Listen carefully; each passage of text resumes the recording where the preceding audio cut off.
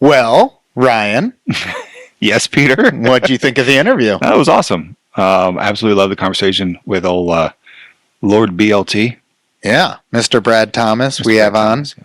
We're going to talk to him here. You guys are going to hear it on the podcast here in a minute, but we just got done talking with him, and I got to be honest with you. He is every bit the person he presents himself on the socials, and he gave us a lot of insight, not only into him, which was awesome. One of our primary goals was getting to know him a little bit better, but also into the job that he does, and really that was cool. What it means to be a content creator in the world of sports gambling. Yeah, better understanding of the grind and the day to day. That was neat.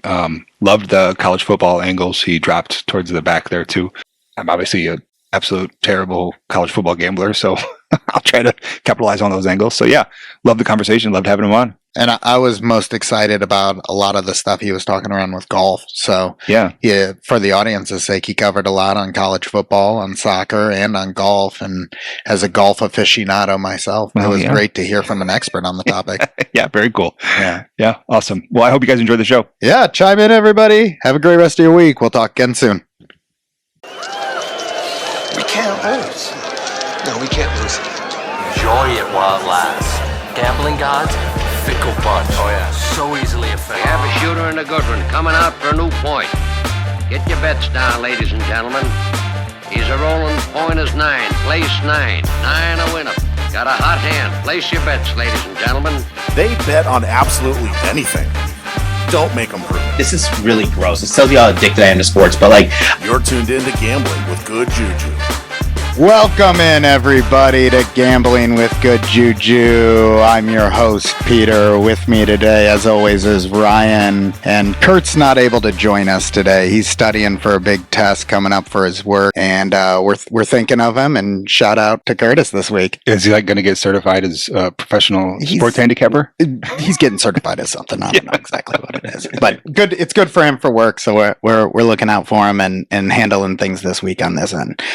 In the interim, with us today, we have the venerable Mr. Brad Thomas, senior social content creator at NBC Sports. Did I get that right, Brad? You did. Yes, you did. So basically just making picks and telling people why I like them. I love it. I love it. We're going to get into a myriad of topics here with Brad today, but first we need to start on a personal level. You've had some big stuff happen this month, correct, man? Yeah, man. I got married. Got married out in Las Vegas, and we announced that my wife is expecting a baby girl due in November. Okay. So I want to bring this up real quick because I saw your video, and I saw you posted a video of her swinging and missing, but I didn't see the video of her connecting and actually finding out it was a girl. So that's open information. We're good to have that out there. Yeah, I actually did the initial reveal, right?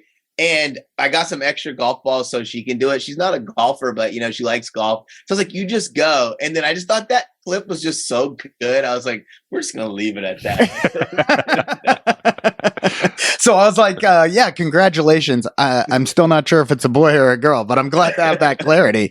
Congratulations. We're both fathers as well. And man, you're going to love it. It's going to be awesome. Super stoked. Yeah. All right. So let's kick things off. I'm curious to know first and foremost, what is your current role at NBC and what does it entail? Yeah, what's your day-to-day like? Yeah. So basically I wake up whenever I want to. No.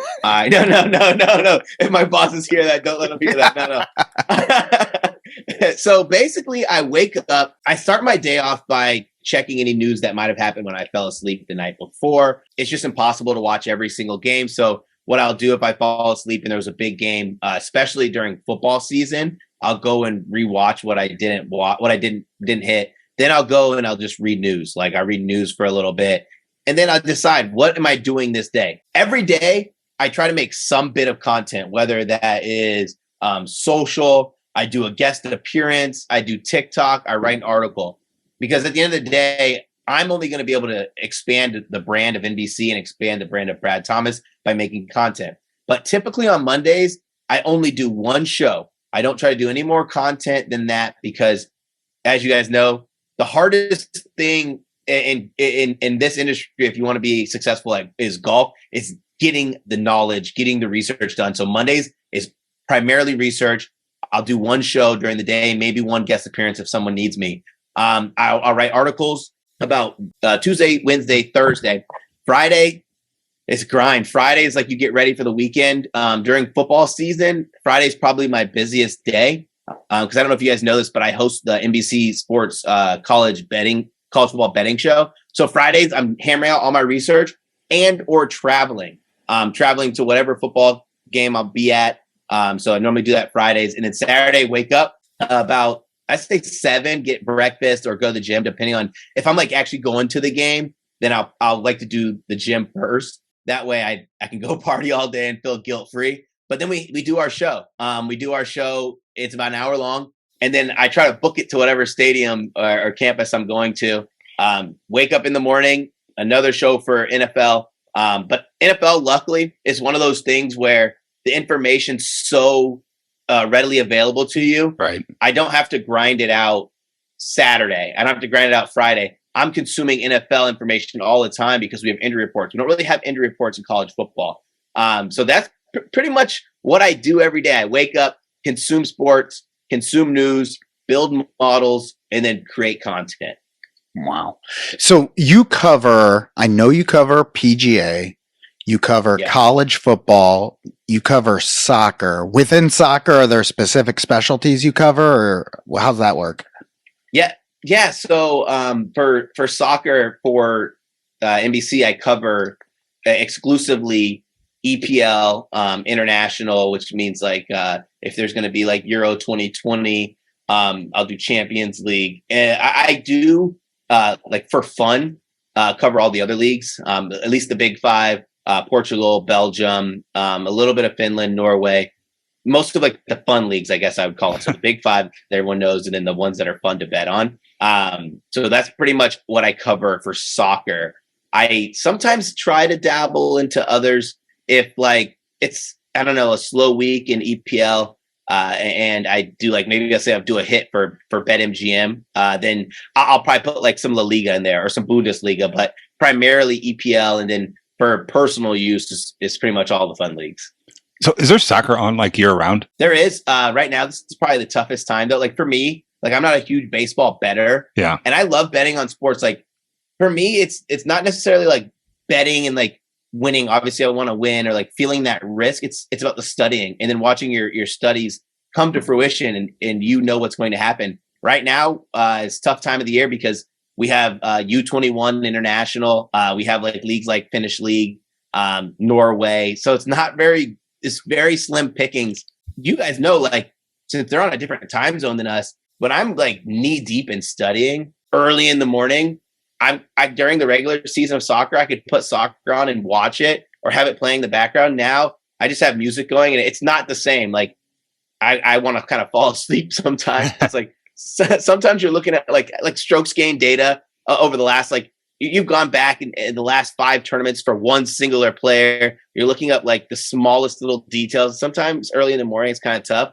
But when you have soccer on or something that you have a vested interest in, it kind of gets your juices flowing. You're kind of awake, kind of ready to grind out the day. So is that, how do you balance that? Because isn't there overlap between those seasons? Yeah, the overlap is tough. I'll say like what I try to do is I try to take advantage of the time where I'm not working and shut my brain down. If I'm not grinding something out, then I will like, I just put my phone away. I won't check scores. It gets to the point during football season. Like if I don't need actionable information, like right away, I'll turn off my notifications. It's just one of those things that you have to take advantage also of your downtime. Like during football season, like you don't take vacations, like because when you can't take a vacation during the weekend because that's when the football games are going to be going on. Then if you want to take one during the week, you're going to miss out Thursday and Friday of PGA, even though at the beginning of football season or middle of football season, there's no PGA, but you're also going to miss out on like all the other sports, basketball, which is going to be on. So during this, like, I hate calling it a lull because I don't want to be disrespectful to MLB, but during this lull in my sports calendar, I take a lot of time. Like we're going on our honeymoon. We have like a trip planned this weekend. We had a trip planned 2 weekends ago. Like just try to take as much me time or family time as possible. That's awesome. So I did look into you just a little bit. I did a little bit of homework on your background. And my assumption around your passion in particular for the sport of golf comes from childhood. Yes, I actually think it's kind of funny. I'll never forget. It's like I was always like a crazy, like rambunctious child.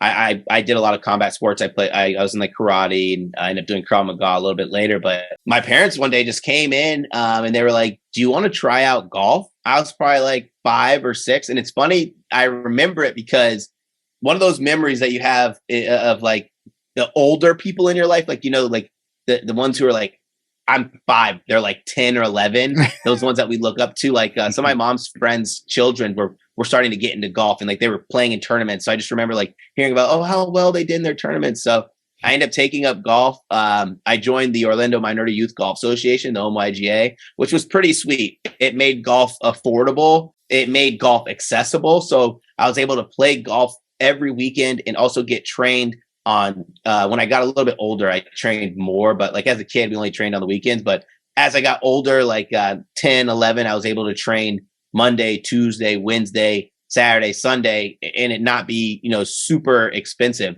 So I was able to get the knowledge that I needed. And it kind of went to like my adult life. When I got out of college, I kind of hated golf. I guess when I got out of high school, I would say I like kind of hated golf, not because like it wasn't fun. Like I had a ton of fun, but growing up, like when you play in one of those junior organizations, there's the people who are going to be professional athletes and the ones who aren't. And that divide is pretty clear. And you know it at a pretty young age. And I knew that I wasn't going to be a professional golfer, but I practiced and practiced and practiced. I probably could have played college golf and I didn't want to. When you do something your entire life, like I've dedicated so much time playing golf in my life, especially early childhood, to where when I was looking for jobs and like I was in the job market, it was just so easy to go back to the golf industry because I knew it. Like I ended up getting this was like the very first dive back into the golf industry. I did a year contract with Nike Golf. And man, when the golf bug hits you, it hits you bad. I was hitting golf balls every day then. And then I just kept grinding. When that was over, I worked some like odd jobs or whatever. I finally reached out to one of the guys I wrestled with at UCF. He had just started at Golf Channel. He started, I think, a year after he left UCF. He started at Golf Channel, but I had reached out to him. And I was like, "Hey man, dude, I'd love to get in there. What can I do?" He's like, "They're hiring at the call center." So I started working at like the call center as my first entryway into the Golf Channel. That's fantastic. I do want to get to this, Brad, but before we do, you talked about some of the odd jobs you worked and prior to that. Now, I said I did a little bit of research, so I got to know what goes into being a mortuary transport. Yeah. So, man, I used to love calling it body snatching. Oh, baby. I've been body snatching since I was 15. So my father and now my brother own a mortuary transport company. Before my father retired, it was mortuary transport, caskets, cremations, pretty much everything you need for the funeral without the actual chapel. And so he was like, I was like 15 years old. He's like, "Dude, you ready to start making some runs?" I'm not going to stare you any crazy stories.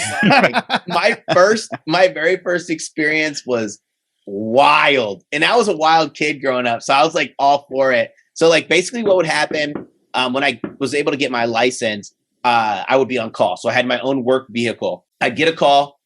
Someone would pass away. If they were pronounced dead at the scene, then I would take them to the morgue. If they were pronounced dead at the hospital or a nursing home, then I would take them from there. So I'd pick them up, take care of them, put them in the van, drive them to where they needed to go.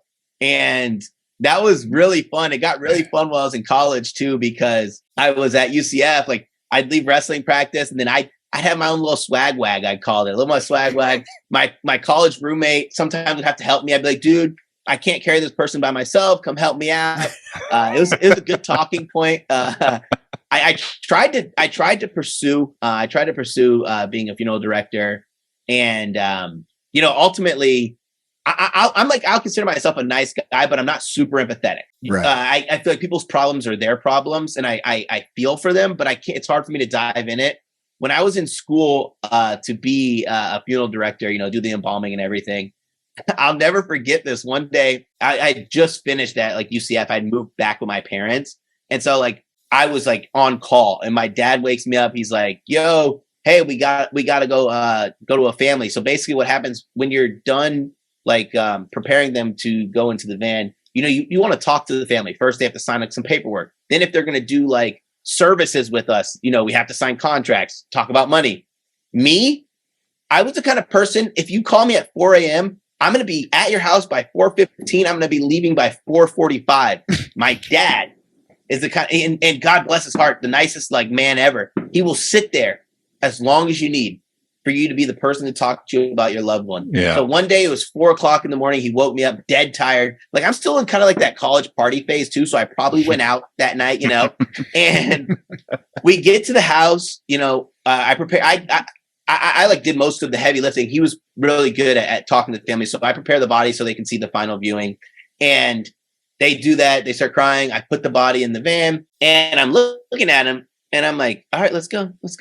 He's just talking. And I swear it's like 6 a.m. now. And I'm fed up. And that's when I kind of realized it wasn't for me. I don't have that kind of same soft spot as him, probably because I started at such a young age that I kind of got like, I don't know, tone deaf to it maybe. Right. But yeah, so it was a good journey of my life. I have some of the craziest stories. They're good party stories to talk about. Right. Well, that's the thing of it, right? Is when you meet somebody who says they work as mortuary transport, tell me more. You kind of have to ask the question as to what was it like. So it sounds like it's a pretty solid gig overall if you're the personality type to handle it. Yeah, it's never going out of business. And what's crazy is it's like one of those jobs that the price of labor and the price of, as everything, inflation goes up, the price goes up too. So it's a good industry to be in. It's a frugal industry to be in. Luckily my brother took over for my dad because I felt bad that none of his siblings were like super into it like he was, but my brother's loving it. Like my brother's the kind of person, man, I'll tell you, like he lives about 45 minutes to an hour away from me. So I don't see him too often, but when I do, I swear he has his phone ready with some pictures and some stories to tell me. Like he loves it. Like it's his life, which is great. That's awesome. Yeah. And I'm glad that you found your passion as well, because we've all been able to benefit from that. So, all right. One thing I did not capture in my notes that you've brought up, you wrestled in college? I did. I wrestled at UCF for 2 years. It's actually funny, like how I ended up wrestling in college. I was actually I was really good in high school, but not like great, right? I was actually really, really good volleyball player, like a beast. And so pretty much like I had a couple offers and my parents were like, I was a bad kid, dude. Like I was doing like stupid stuff, like bad. And my parents were like, you're just not mature enough to move away. So they gave me a pretty sweet deal. They're like, yo, if you stay here, you go to UCF, we'll get you an apartment, we'll help you out. You do all the other stuff, you're on your own. And I mean, when you're bad and you're wild, you get an apartment, on campus. That's like, a no-brainer. All I was thinking about was the parties I was going to throw. And so I ended up going there, and I had transitioned kind of out of wrestling into jiu-jitsu. And my high school coach, he pretty much pulled me to the side and was like, you've always wanted to be a college athlete. You can always train jiu-jitsu, but you're only going to have one chance to be a collegiate athlete in your life. You should give it a go. And it was humbling, man. I'll tell you, that first year, man, I went from being like one of the best in the state, like I was solid, to being the worst, maybe the worst in the room, then having to roll up mats every day, clean up mats because I was a freshman. But we had JD Robbins ended up coming, one of the best coaches in the United States, ended up coming down, and he made me a little bit better that sophomore year. But then I ended up having surgery, cosmetic surgery to fix my ears. So I had cauliflower, but like, growing up, all you want is cauliflower. You're like, dude, I want cauliflower so bad. I didn't get cauliflower ear until freshman year. And it was just starting to be so painful. I'd get it drained all the time. Mm-hmm. They told me about the cosmetic surgery and I was like, relief. Also, the surgery is excruciatingly painful and it hurts for like the next 4 months, but it was so worth it. Like I couldn't even put headphones in my ears. I liked playing video games. I couldn't put the over the head earphones in. So once I got the surgery, I felt like I had accomplished being a collegiate athlete, and I had stopped wrestling. Let's be honest here. That sounds like more than cosmetic surgery. If you're having pain and everything, that sounds like that was a real deal. Oh, it's crazy. Like what they do is they like cut your ear like down the line, and then they peel the skin off, remove all the broken blood vessels, put a fake piece of cartilage in there, and then sew it back together. So it kind of adheres into itself as it grows back. Yeah, it's crazy. All right. So in addition to sports gambling, we're learning about the art of mortuary transport, and we're learning how the human ear works. This is definitely going to get the most views of any episode. All right. Real how-to. So you're studying, and you moved to communications, correct? That's what you studied in college? It was actually conflict in communication, so focus in conflict resolution. Oh, wow. That's cool. What were you thinking with that? It was always going to be a backup plan for me. I always wanted to do this. Oh, really? Cool. So I ended up getting I only did undergrad and grad school. If this doesn't work, and it still might not work, but at least I have that formal education where I could do mediation and contract negotiation. Oh, I gotcha. Okay, cool. That's a cool gig. Gig. All right. Passionate about golf growing up. Any other? And you said jujitsu and you wrestled. Were those your passions growing up? Yeah, and volleyball. And volleyball. You mentioned. I played. I was a 4-sport letterman too. I played football as well. I was tiny, so I wasn't great at football. I just was on the team just because I liked football. But I was really good at volleyball. I played. I competed on the high school team, AAU team, and competed in beach volleyball. Awesome. Very cool. And that's what then probably led to the passion that you've been talking about and driving the motivation to get into this particular field. Yeah. So I wanted to be on Golf Channel since I was a little kid. We didn't have like fancy cable. You guys know how cable was back then. It wasn't, you had fancy cable where you had everything. Yeah. Where you had the cable where you got Channel 6, you got the Golf Channel because it was part of NBC. Right. And so I just watched the Golf Channel all the time, and I was I want to be one of those dudes on TV. And man, did I if I would have told my little self that I'm one of those dudes that comes on the TV and talks and working for the Golf Channel, I would never believe it, because the journey to get here was wild. It was a lot. It was a lot of shaking hands and kissing babies. I can believe it for sure. So you've been with the golf. Are you still with the Golf Channel, or how does that work? Yeah. So Golf Channel is owned by NBC Sports. I'm still with them. I think I'm coming up on, in 2 months, I'll be year 8. Okay. Wow, that's awesome. So I saw you hop on the Golf Channel, and then I saw the NBC, and I didn't connect the dots that's one and the same. That makes a lot more sense now. Yeah. All right. Okay. So then let's get into a couple things here that I'm a little bit curious about. You've written for several different sites: Bet Karma, Pickwise, NBC Sports. Can you share a little bit more about the experience of doing that and working with those different brands? Yeah. So anybody who's watching and listening, if you want to get into this industry, humble yourself, don't expect anything, and get as many reps as you possibly can. I think that comes a lot from my wrestling background, where you're not just going to be naturally gifted. You're not going to be handed everything right away. You just got to drill.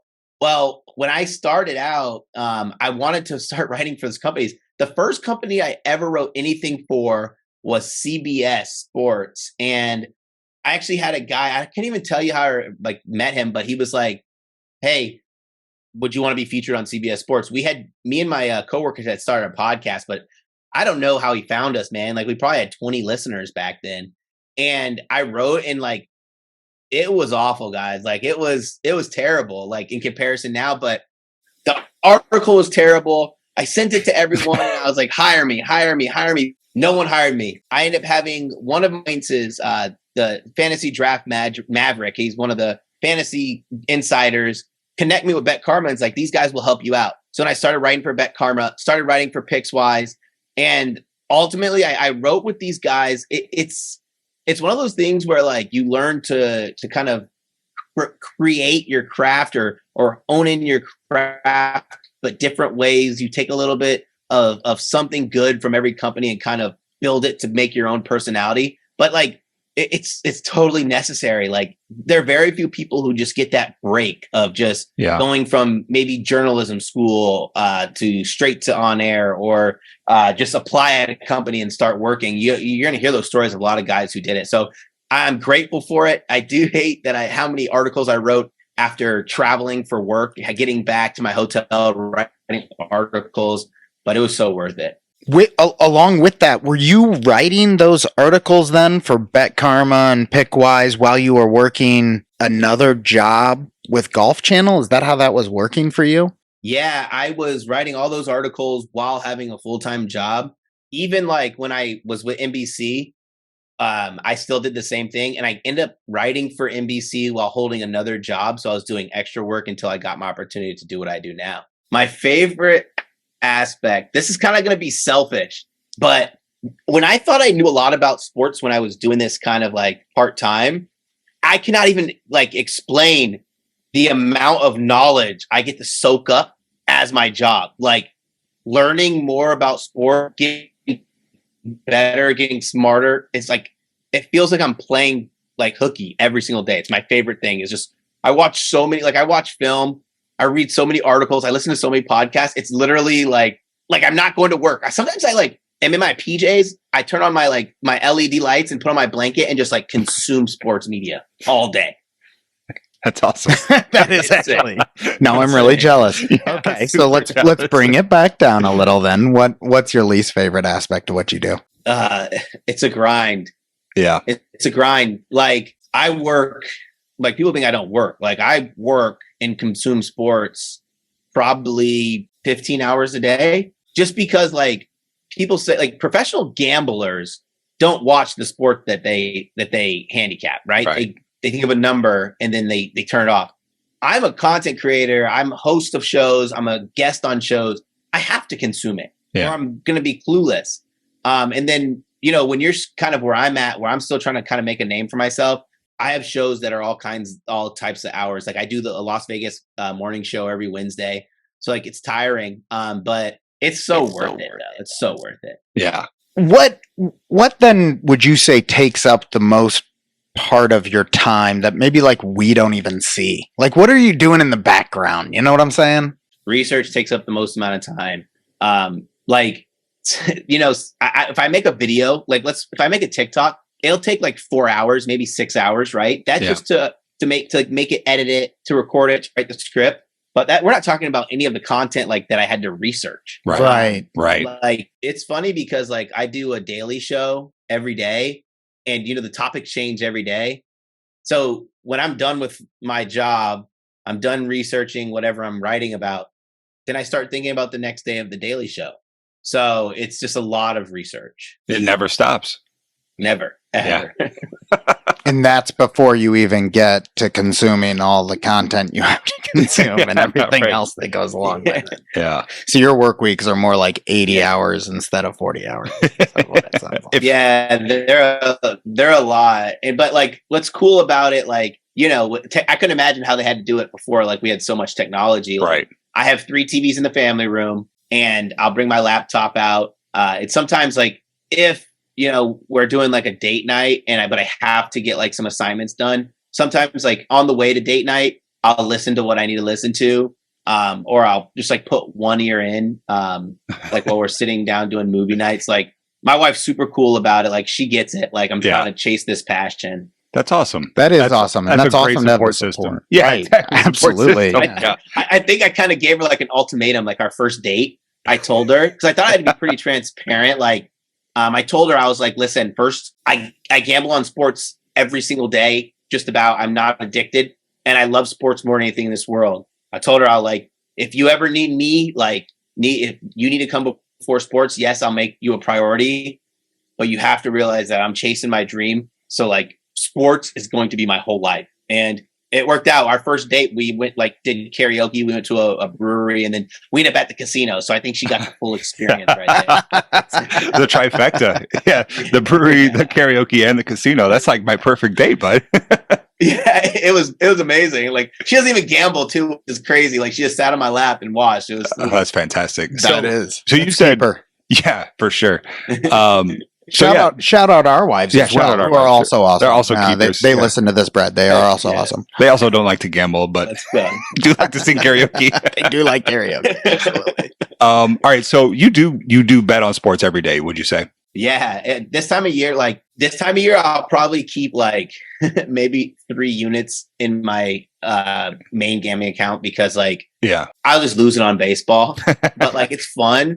Like it's okay if I put like 5. Like I did like a $10 home run parlay today, and then I did 2 $5 sleeper plays. Like, Yeah. Obviously I have to make sleeper because that's our sponsor. But the home run plays, like that gives me the entire day of watching a game because baseball is like 3 hours. Right. I just spent $10. Yeah. And then I luckily have hit a couple like for a couple grand.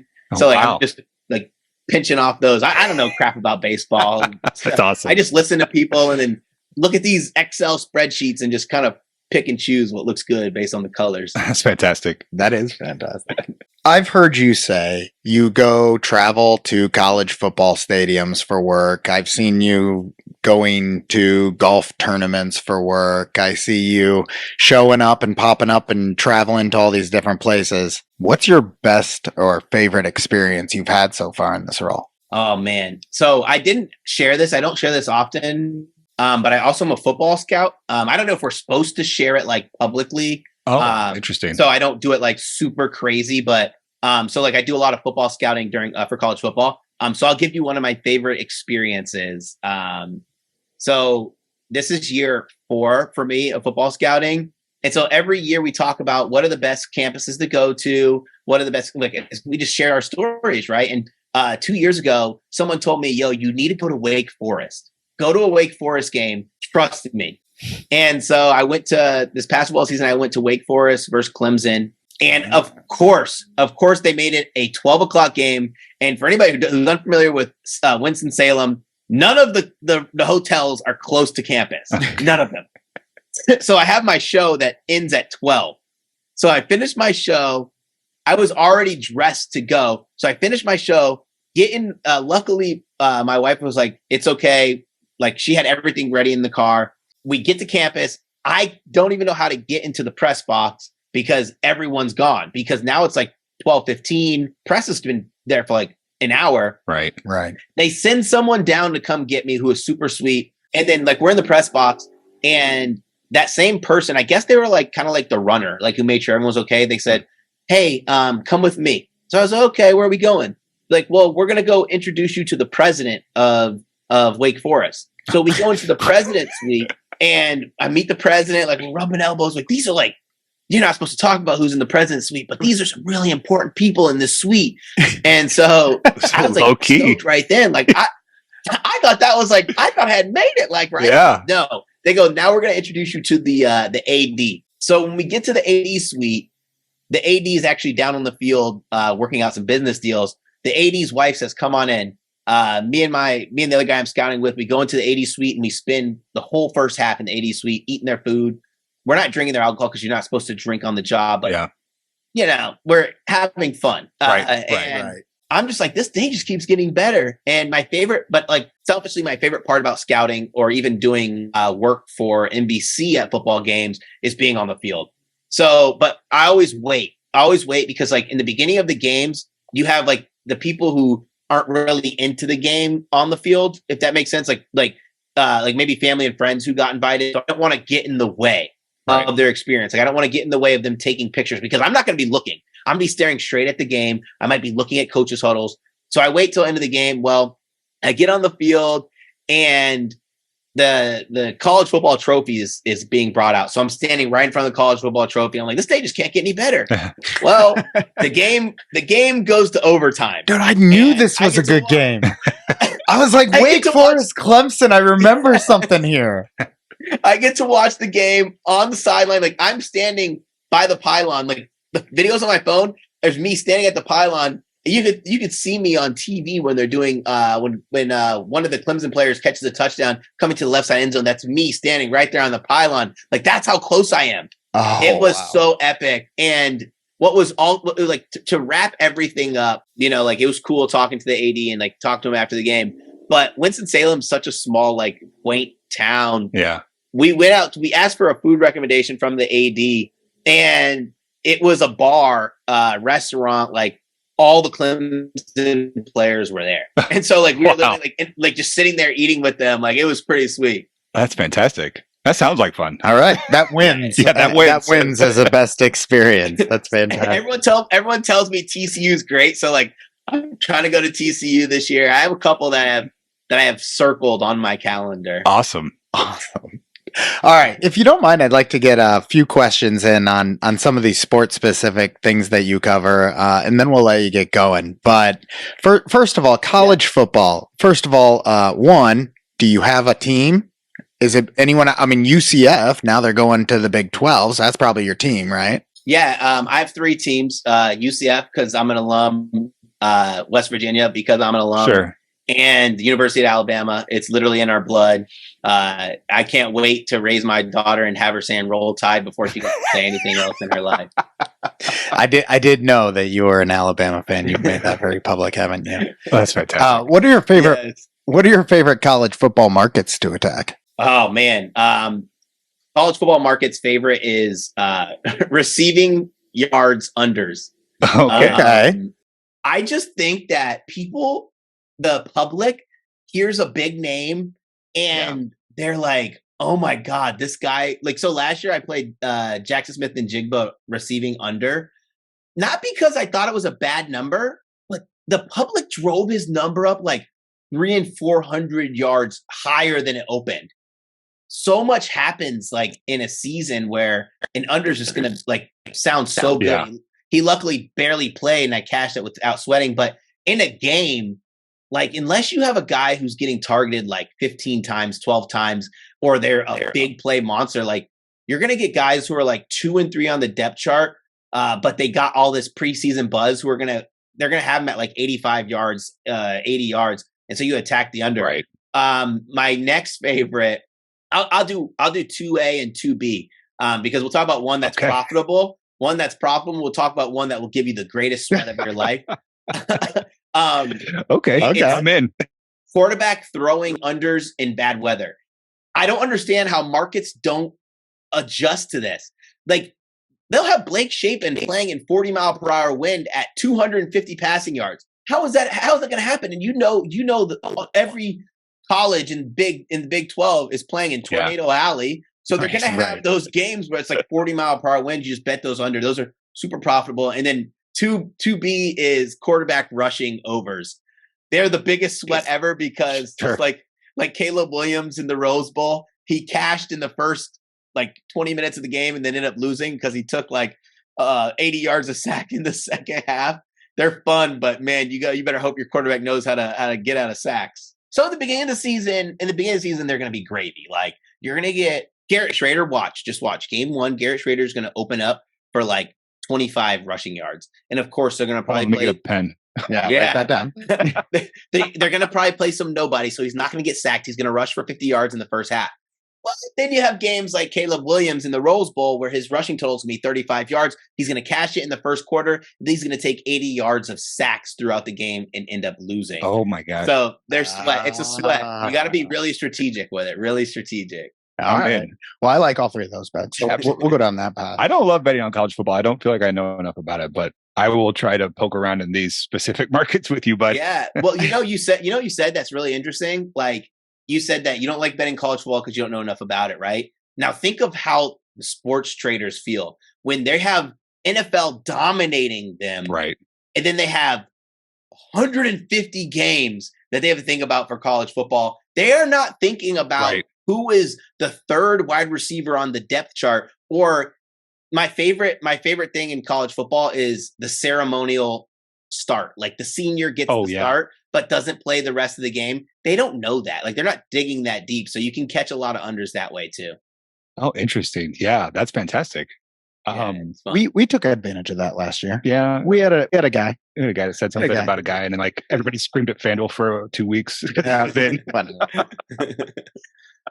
Okay, I've been wanting to ask one last question here, and then we'll do a couple rapid fires with you. On the golf side of things, can you share a little bit more on the decision to play outrights versus like place bets and head-to-heads? we killed it last year on these outrights. I acknowledge that openly, but I still look at like the ways to attack it responsibly. And it feels like the outrights, they take a lot of hold on those markets. Outrights is a losing proposition unless you're lucky or you spend your entire life doing it. Last year but last year was crazy because the year before I was up 100 units, right? And I primarily only did outrights. And I just felt like last year to start the season, let me just bring it down for a second. I won the first tournament of the year. And then I didn't win for like 2.5, 3 months. And I just couldn't believe it. I was like, last year I was hitting so well. And then I got really on fire. And so I had like the craziest season. I ended up like up like 200 something units. And I say this a lot. I say this a lot, but I stop saying it more followers I get because I don't want people to be irresponsible. If I'm placing a golf bet, most of the time I'm going to put a unit on it. Like I recommend a quarter of a unit. I recommend a tenth of a unit, but it's my money. I don't want to have to do the math. First of all, don't have to do the math. Second of all, I want to get paid in full if someone wins. That might come from horse betting. Like you want to get paid in full if the long shot comes through. But I only use, this is such bad gambling. I'm about to say this out loud. And, but I've been doing this since 2015, and I haven't had a losing season since 2015. That's my personal strategy. I only use placement bets as a way to fund my outrights. So like last week, we hit the 2-unit Patrick Cantlay. We hit Brian Harmon, which was plus money, right? And then we lost Fitzpatrick. Right. So, but then we ended up losing 2 units 2 units, I think 2.2 units in the outright market. We're not going to lose sleep over, let's say if you have a $50 unit, you lost $12 that week. You're not going to lose sleep. Right. Week before that, we ended up sweeping the placement bets, lost a 1-unit bet, and then lost a bunch of little bets. We ended up making a unit.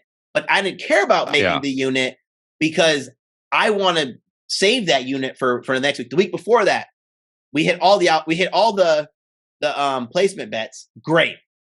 Now I'm free rolling because I'm looking at my placements bets coming on Sunday. So people were asking me, are you going to hedge Victor Hovland? I have him to win 22 units. I put a unit on it. No, like I'm not hedging because we just won 5 units from placement bets. I don't need to hedge. So I think I had 3 units invested in the outright market. So if I would have lost those 3 units, I still would have been up 2 units. Like I'm perfectly fine. So I use placement bets, and I think I'm very selective. I don't want to say good because I think anybody could crush placement markets if they take time and they see when something's fool's gold. I'm very selective in the placement markets. So I think that allows me to be sometimes a little bit more aggressive. But I also know when I know when a tournament's going to kick my butt, man. Like good example, these last 2 weeks. I am not, you have to know your strengths and weaknesses. I am not a good handicapper in birdie fests. I just don't know why. And I build models. I just don't know why. So last week I played a lot of long shots and I just bet like my favorite guy and then a lot of long shots. This week, I literally have 2 bets in right now. And I'm not sure if I'll go more than that because I do think that Tony Finau is a good enough guy, a good enough golfer, especially in birdie fests, to ride him out. Like, and then just focus on preparing for the next week. We have the Open coming up too. So like, know your strengths and weaknesses. Like there's so many dudes like, and I hate to be like the guy who calls people out. Like that's not what I'm trying to do. I'm just trying to give an example, but there's so many dudes on social media who feel like they have to go like 8 golfers deep in a tournament. Like they have to have 6 long shots and 2 favorites. Like I have a list. This is when I know I don't know what I'm going to do in a golf tournament. I have a list of 12 long shots that could potentially win this tournament. I can't realistically bet on all of them. And if I can't narrow down the list, I'm just not going to bet them. I'm okay with if I have 1.25 units invested in this tournament. And I think I have like, I have 2 guys who I like in the placement market. I'm okay with only investing 3 units in this tournament. Win or lose, whatever happens, I move on to the next week. And that's something that you have to learn in golf betting. Like you're not going to hit outrights all the time. I've hit 4 outrights this year, but luckily every single outright that I've hit has been for a unit. So I've won at least 17 units on every outright that I've hit, which is, imagine if I were going 8 deep every tournament, right? And I've only hit 4 outrights. I'd be in the negative. Right. And it's just sometimes I And like if I've been to a course, normally I'm really good at knowing a course and knowing who can win. I've been to Detroit Country Club like if you want to multiply each tournament. So I've been there 3 years, 4 days. So I've been there 12 times, walked the course. I don't know who's going to win this tournament. I couldn't tell you. I pick a Tony Finau. I might put a fly. I took Carson Young because he's a good scorer. I might take a flyer on someone else like Adam Schenk or or Taylor Moore, someone who could get hot and has good odds, and call it a day. Like I'm not worried about the glory that comes with hitting outright. It's like the glory is beyond me. My bank account is the glory. Right? Yeah, there you go. So with the outright market, it sounds one of your ways of mitigating risk is through being more selective, and you're probably going to hit fewer tournaments throughout the year by being more selective, but you're also not going to ultimately invest as much in the experience. Right. Higher quality bets across the board, right? Yeah. Like I think you've commented on one of my tweets where I said, I only like 4 guys this week. And then I end up hitting one of the guys. If you know, like if you think you're like, you have a good like game plan, like I watch a ton of flyovers. I try to visualize. This is really gross. This tells you how addicted I am to sports. But like, I try to like visualize a golf course so I can dream about each player and how they would play it, like their pathways to success. If I don't have that visualization, then like why? Like if you don't have that, why would you just throw money out there? That is literally the definition of gambling. We're not trying to gamble. No, I love that. I love that perspective. I love the visual there. I mean, I love dreaming about players golfing. On a particular course. I had the dream. So when I hit Matt Fitzpatrick at the US Open, oh my God. I know my boss was probably so sick of me. So like my boss, he ended up taking another job, but this is like 2 months before the US Open. I was handicapping the course and I was like, I went back and I watched some stuff of Fitzpatrick when he won the USAM there. And I had a dream watching him play the course, like literally all the stuff that he does that drives me nuts. But I was like, it's not going to drive me nuts here. Like these long bunkers are going to be really good for him because he's good long irons. He's gained so much distance off the tee. And I told my boss about the dream, and we go out. We were like not in Orlando, not in Florida where I live. We were on like a work trip. And I just remember me and him being like having like a drink or something. And I like, man, I cannot wait for the US Open because Fitzpatrick's going to win because he was in my dream winning it. And at this time, Fitzpatrick's like 60 or 70 to 1. And we're like 2 or 3 months out. And so every single tournament, if I would lose, I'd be like, don't worry, we got Fitzpatrick coming up. Like I dreamt about it. It sounds so ridiculous, but I mean, that's how it works for me. I just try to visualize these guys on the course and how they're like their game. How does it fit with the course? Yeah. I mean, it sounds like a rock solid handicap to me. I don't know. I use models too. I mean, he's willing to go one layer deeper. Yeah, I'm doing experts. Of course. Guys are using the models and they stop there. And me, I'm literally like dreaming about these guys. Like I'm like, screaming, go get it, go get it. My wife's like, are you in trouble? I'm like, no, Justin Thomas is on the 18th. You need to make this putt. Oh my God. I guess we can confirm Brad Thomas is doing research both while awake and asleep. And sleeping, yeah. Thank you for joining us today. Where can we let our audience know where to reach you at?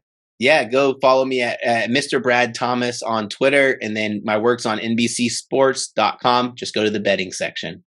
All right. Thank you so much for joining us, Brad. You're a pleasure. I love following you on the socials. I love having just your brand and your personality as a presence on gambling. And best of luck to you. And we hope to talk again soon. Yeah, let's do this again. Thanks for having me on.